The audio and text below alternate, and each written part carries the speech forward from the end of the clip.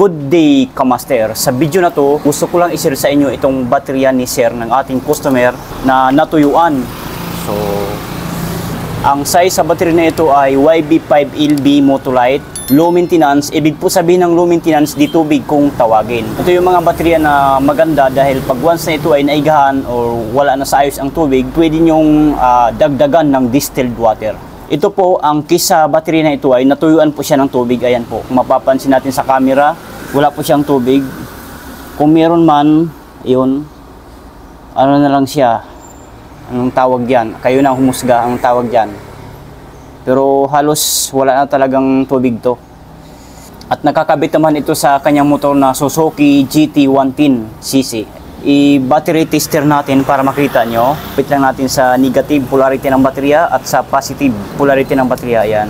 As you can see, Kamaster, 13.3 volts ang reading sa voltahe ng baterya na ito. So malakas po yan. Full po nakalagay dito. So ibig sabihin full charge pa ito. So kulang lamang ito sa tubig or distilled water. Ang kailangan dito ay lalagyan siya, dagdagan ng distilled water. So ikutin lang natin para makita natin. Ayan. So atin ang lalagyan, dito ko nilalagay ha. Pero ang ilalagay nito ay distilled water. Ito po ang itsura ng distilled water. Ayan. Pinabili ko si Sir doon kay Neil Battery. So ngayon, may natitira pa akong konti. Baka sabihin nyo, corrosive nakalagay dito ha. Hindi po ito corrosive. Ang ibig sabihin kasi pag corrosive, battery solution yan. Electrolytes. Pero hindi po ito. Kumbaga, ano na lang tula ng laman to sa customer ko, nilagyan ko ngayon ng distilled water, pero hinugasan ko ito maigi para hindi maghalo yung distilled water at battery solution. Kaya distilled water na po ang nakalagay dito. So sana maliwanag po sa ating lahat. So buksan lang natin itong anim na takip.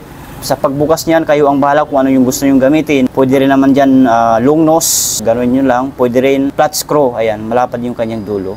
Sa akin, screw lang aking gagamitin.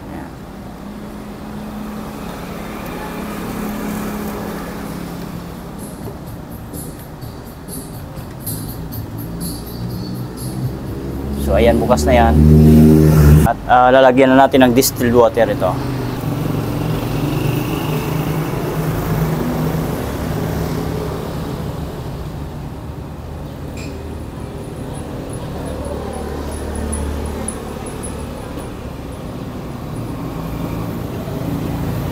Yan, ang paglagay po nito ay tamang-tama lang, dyan lang. Huwag nyo na po iabot dito sa itim na to kasi puno na po yan, po yan. Mag-i-expand po kasi yan, kaya dapat nasa tamang level yan. Mamaya pakita ko sa inyo pagkatapos ko dagdagan ito ng distilled water.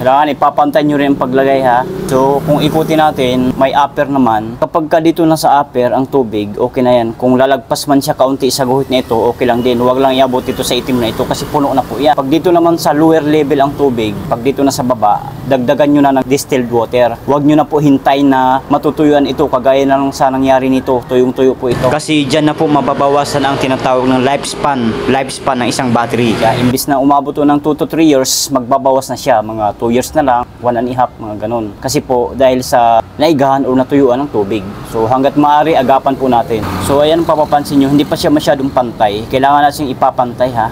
Baba po konti. Ang iba, okay na. Kasi may 6 na kwarto pa ito. Kaya 6 na butas, 6 din na kwarto. Positive, negative, positive, negative, positive, negative. Kaya kung mapapansin nyo, yung kwarto siya, 1, 2, 3, 4, 5, 6. 6 na kwarto din yan. So kailangan pantayin nyo naman ang tubig. Huwag nyong lagay lang ng lagay. Hindi ipapantay. May mataas, may mababa, may taas. Ipapantay nyo para maganda ang karga at daloy ng kuryente sa battery. So papantay natin ito. Dahil hindi pantay, kumuha tayo ng syringe. Syringe kung tawagin. Or sa English naman ay surgitic daw ito. Ginagamit ng mga doktor at nurse. Yan. Sa mga nagtatanong naman kung saan ito mabibili, marami po ito sa pharmacy. So, bili na lang kayo kung gusto nyo.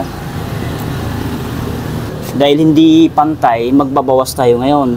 At idagdag natin sa may kulang konti.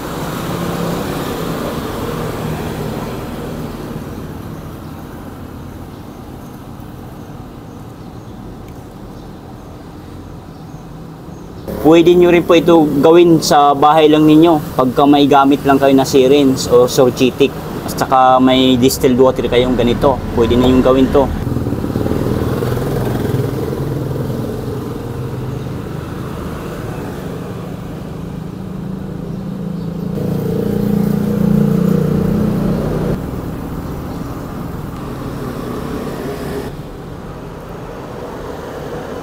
Dagdagan natin konti dahil medyo kulang.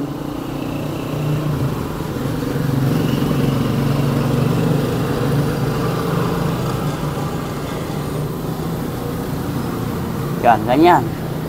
Papantay nyo, ayos na yan. Hindi naman talaga totaling 100% na pantay yan. Ang atin dito, malapit sa katotohanan. Kasi hindi naman tayo perfecto eh. Ang mahalaga dito, malapit sa katotohanan na magpapantay sila. Ganun. Ganun po ang term doon.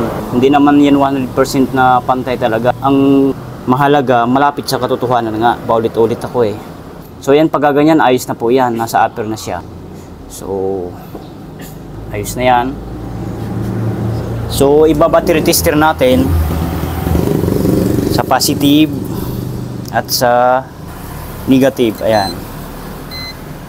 Kung mapapansin nyo, 12.6. So, okay na po yan. Full charge na. Gaganyan. Yun po talaga ang standard na karga sa isang baterya. Full charge na po yan. So, tatakpan lamang natin.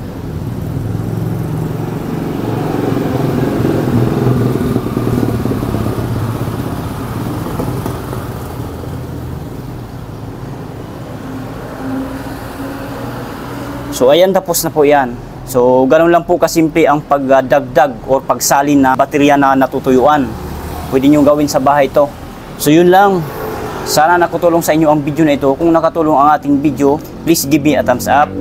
At pasubscribe na rin ang ating YouTube channel, Battery Master TV. Bye!